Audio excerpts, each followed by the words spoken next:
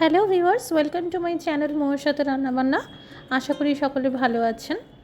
ভেজাল মুক্ত পাকা আমের জ্যাম খুবই সহজে তৈরি করতে পারবেন আর ঘরোয়া পদ্ধতিতে সারা বছর সংরক্ষণ করতে পারবেন। সকল দর্শক বন্ধুদের কাছে অনুরোধ রইল একটি করে লাইক দিয়ে দেবেন, আর যারা প্রথমবার এসেছেন চ্যানেলটি সাবস্ক্রাইব করে নেবেন, আর রেসিপিটি ভালো লাগলে শেয়ার করে দেওয়ার জন্য অনুরোধ রইল। মোট 2টো পাকা আম আছে।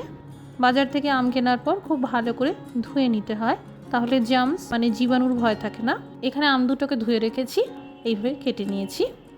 খুব ভালো করে ব্লেন্ড করে একটা পেস্ট তৈরি করে নিতে হবে। আমি 2টো আম দিয়ে করছি, আপনারা যতগুলো আম দিতে চাইছেন দিতে পারেন। ফ্রাইং প্যানে এই আমের পেস্টটা দিয়ে দিলাম। খুব সামান্য জল দিয়ে দিলাম যাতে আমের পেস্ট পুড়ে না যায়।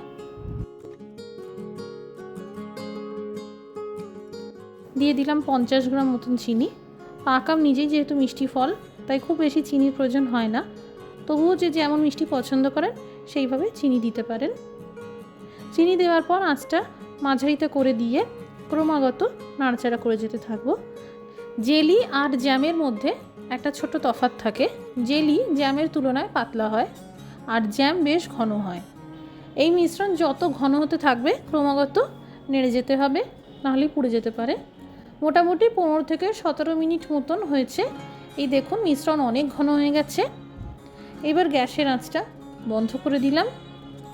প্রথমবার যারা বানাতে চলেছেন জ্যামের ঘনত্ব ঠিক আছে কিনা চেক করার জন্য একটা প্লেটে 2-3 ড্রপ ফেলে দেখে নেবেন।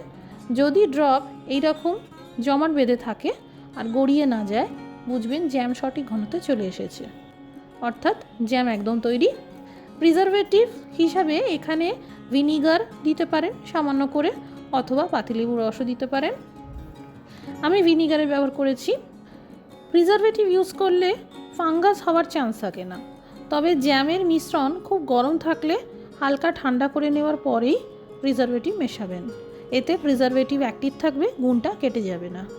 তৈরি হয়ে গেল পাকা আমের jam, mango jam.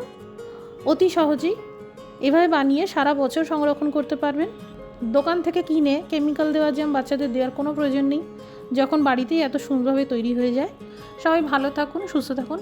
Thank you for watching.